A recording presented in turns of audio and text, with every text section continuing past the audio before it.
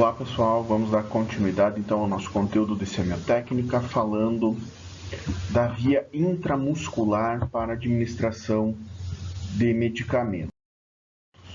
Tá? Então a gente começa fazendo aí um questionamento. A via intramuscular, ela sempre é possível? Então das imagens que vocês estão vendo aí, será que em todas as situações nós conseguimos realizar uma injeção intramuscular? A resposta é sim. Então, a via intramuscular é sempre uma via possível, independente de situações de uma caquexia, de uma magreza extrema, ou até de uma questão de obesidade grau 3, que é conhecida como obesidade mórbida. Tá? Então, em bebês recém-nascidos, inclusive nos bebês prematuros, é possível sim utilizar essa via para administração de medicamentos. Então, a via intramuscular é sempre uma via possível. Tá? Ela é muito utilizada porque a gente tem aí uma absorção rápida pelas fibras musculares, então a musculatura ela absorve rapidamente o conteúdo administrado dentro lá das nossas vias de administração. A intradérmica era mais lenta, a subcutânea tinha uma ação um pouco mais rápida que a intradérmica, e a intramuscular tem uma ação mais rápida que a subcutânea.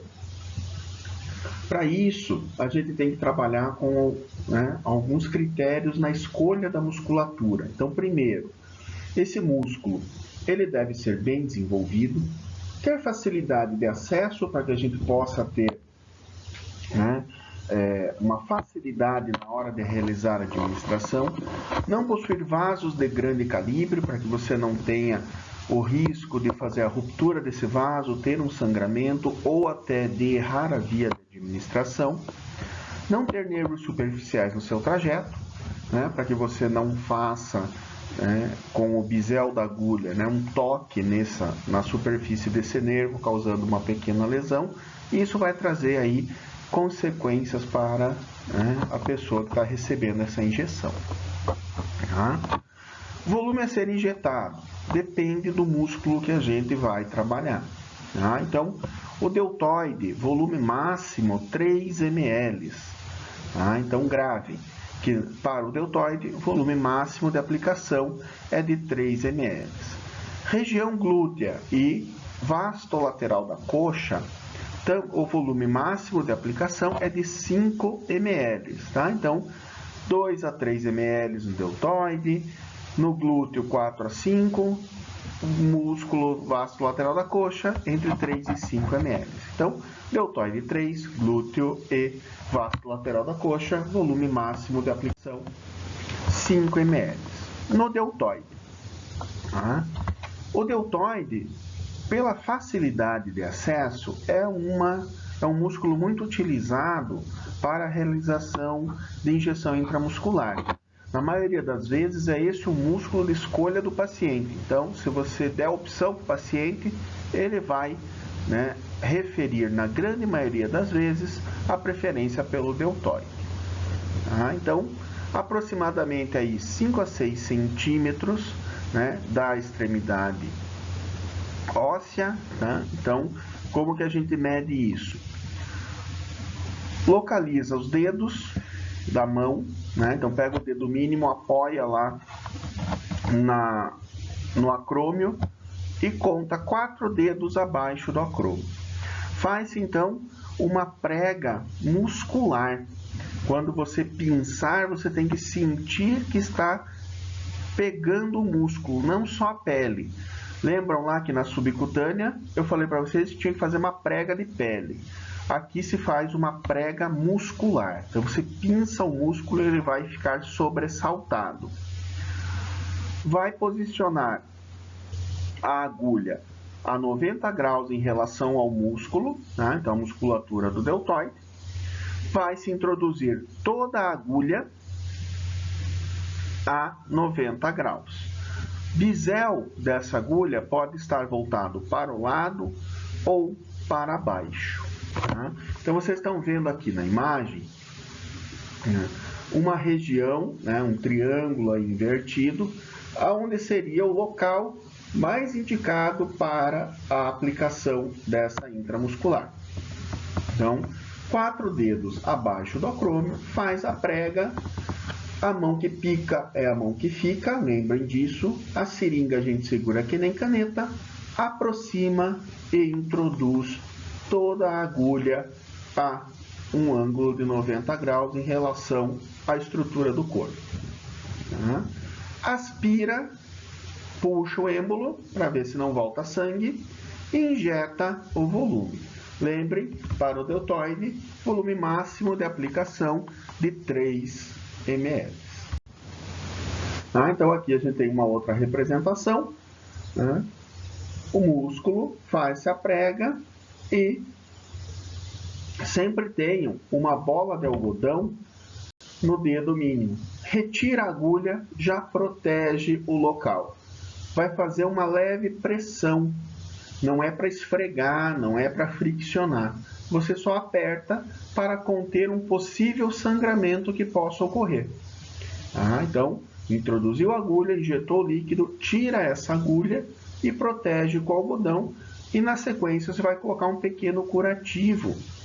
Pode ser aqueles blood stop, o mesmo que usam lá no laboratório na coleta de sangue, para conter esse pequeno sangramento. O que é importante? Uma velocidade contínua na hora de introduzir a agulha. Então, o movimento na hora de você introduzir a agulha, único. Começa e termina até que toda a agulha esteja na estrutura.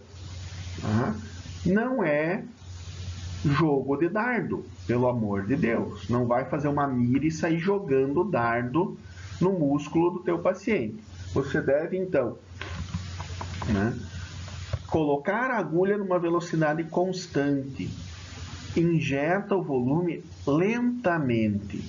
Quanto mais rápido, mais vai causar dor no paciente. Lembrar que esse líquido ele vai se acomodar entre as fibras musculares. E isso vai causar um desconforto e vai causar dor. Na hora de retirar, também vai retirar com uma velocidade constante. Então, tira rapidamente essa agulha. Então, cuidado. Faz a prega, introduz a agulha numa velocidade constante, injeta o líquido lentamente e retira essa agulha numa velocidade constante. O que está contraindicado? Quando que está contraindicada a região deltoide? Então, nas crianças pequenas, por ter essa musculatura pouco desenvolvida, idosos e indivíduos que sofram aí de caquexia, então tem um pouco desenvolvimento da região do deltoide. Toda vez que você for trabalhar com volume superior a 3 ml, aí você vai ter que usar o vasto lateral da coxa ou o glúteo máximo. Substâncias que sejam irritantes, que sejam, então, oleosas, substâncias que tenham uma densidade do líquido alta, devem ser administradas na região glútea, não devem ser administradas no deltoide. Os pacientes que estejam aí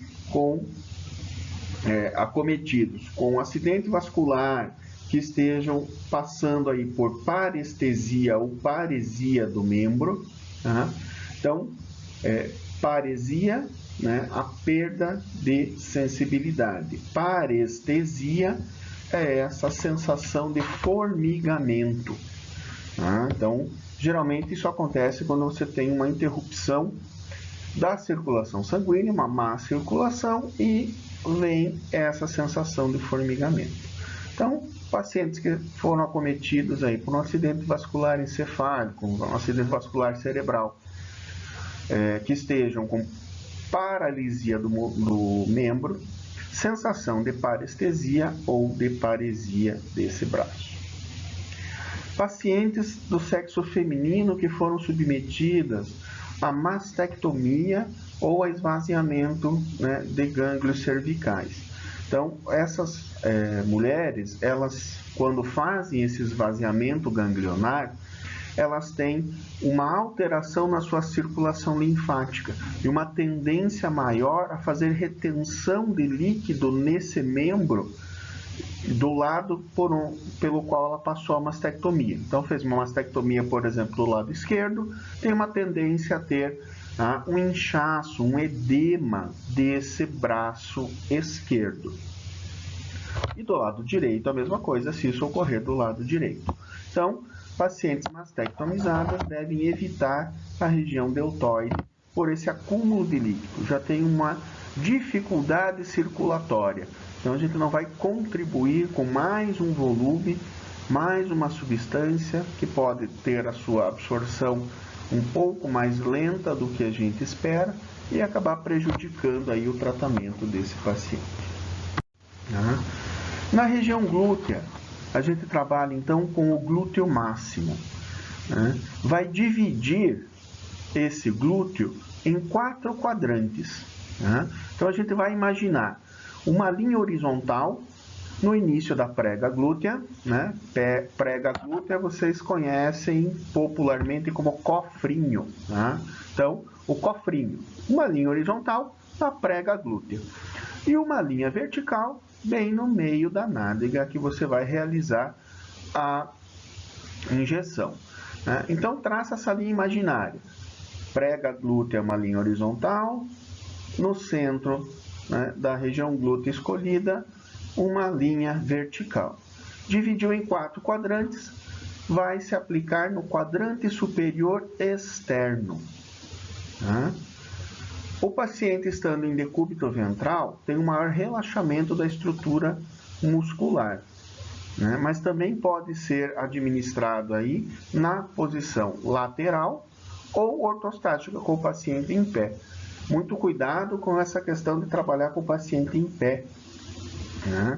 Se ele ficar tonto ou desmaiar, ele acaba caindo durante o procedimento. Então, o melhor é que ele esteja deitado, lateralizado ou de barriga para baixo, em decúbito ventral. Então, aqui vocês estão vendo na imagem uma ilustração daquilo que eu falei. Na prega glútea, uma linha horizontal, no centro da nádega, uma linha vertical, dividindo em 4 quadrantes. Então, a injeção ela é feita no quadrante superior externo, nessa região. Quadrante inferior interno não é indicado. Vocês estão vendo ali a representação de um nervo que passa nessa região, que é o nervo ciático. Então, se ele for um pouco mais superficial, estiver aí fora da sua posição anatômica, pode acontecer de a agulha tocar e fazer uma lesão nesse nervo. E isso pode trazer aí uma dificuldade de movimentação temporária para esse teu paciente. Então, injeção intramuscular é no quadrante superior externo, se a gente estiver trabalhando com a região glútea. Quando não utilizar essa região? Então, em crianças menores de 2 anos que ainda não deambulam, que ainda não andam, ou andam muito pouco, então tem essa musculatura pouco desenvolvida. Pacientes que tenham atrofia dessa região, com a musculatura glútea atrofiada, então pacientes idosos têm um grande percentual desse tipo de atrofia.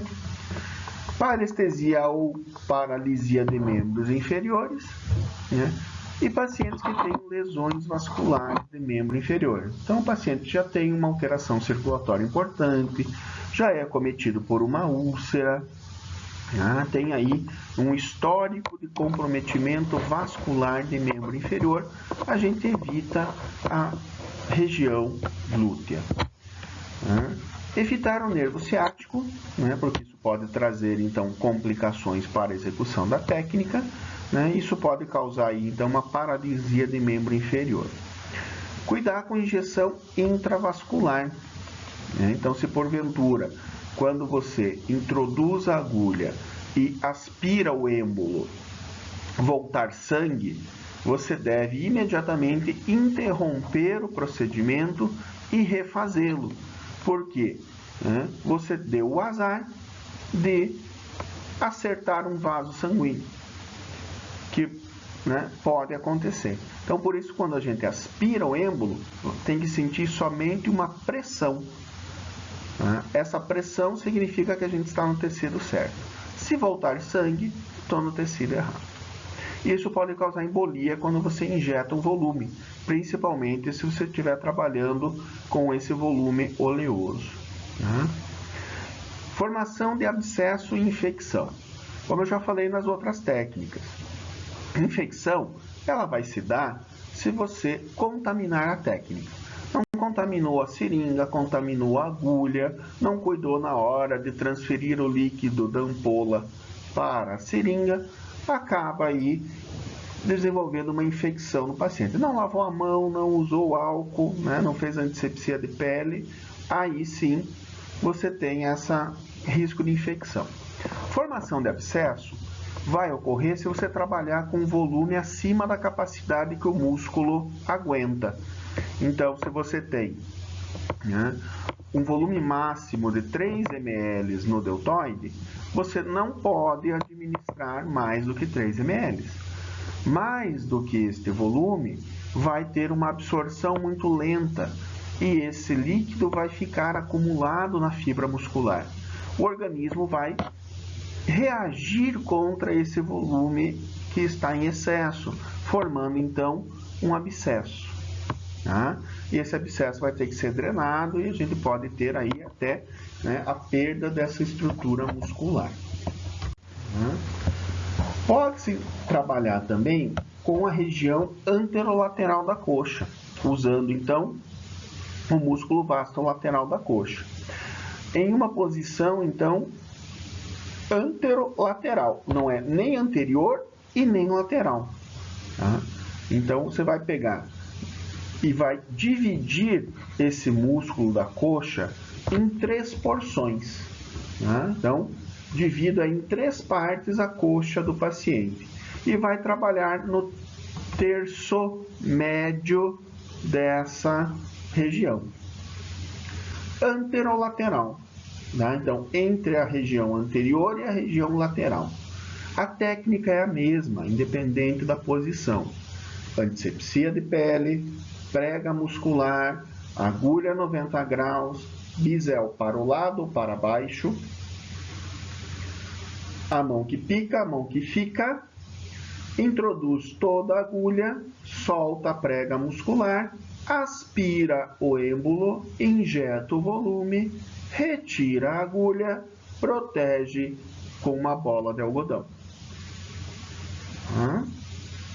Essa região ela é contraindicada em recém-nascidos, de 0 a 28 dias, por ter aí pouca musculatura desenvolvida. Então, técnica da injeção intramuscular. Respeitar os volumes, observar a região deltoide, vasto lateral da coxa ou região glútea, e realizar a técnica, que é a mesma, independente da região escolhida. Ainda a gente pode ter a técnica da intramuscular sendo realizada na região ventroglútea. Essa também é conhecida como técnica de Rochester. Ela é um pouco mais complicada porque a gente tem que trabalhar com o posicionamento do paciente. Então eu tenho que lateralizar o paciente, ele tem que estar deitado numa maca, virado de lado, e eu vou ter que expor a região da cintura do paciente e eu vou ter que localizar, então, com a região hipotenar da mão, então ali no dorso da mão, eu vou palpar o trocânter maior e eu vou abrir o dedo indicador e o dedo médio na direção da espinha ilíaca antero-superior e e o dedo médio vai estar na direção da crista ilíaca posterior. Então, eu abro um V, o máximo que eu conseguir aí entre os dedos, né? E é esse ponto que eu vou demarcar com o álcool a 70%, fazendo a antisepsia da pele. Então, posiciono o paciente lateralizado, a perna do paciente que está abaixo tem que estar, né, fletida, a perna que está acima semifletida, né? Então vai fazer uma flexão de perna. Esse paciente ele tem que fazer um giro de tronco, né, para que fique bem posicionado. Posiciona a mão do aplicador e é nessa região em que se forma o V é que vai se introduzir a agulha. A técnica também não muda. Faz-se a prega, 90 graus, toda a agulha, aspira e injeta. Então, a técnica da intramuscular, ela utiliza agulha 25 por 7. Então, lembrem, né, daquela aula que a gente trabalhou o tamanho das agulhas. 25 milímetros de comprimento por 0,7 de diâmetro. Posso ter a 25 por 8 ou a 30 por 8. A 30 por 8 ela é indicada para aquelas injeções que a gente trabalha com a intramuscular profunda. Então, ela é uma agulha um pouco mais espessa e um pouco mais longa, fazendo com que o volume injetado, o líquido injetado, fique numa porção, né, mais profunda do tecido.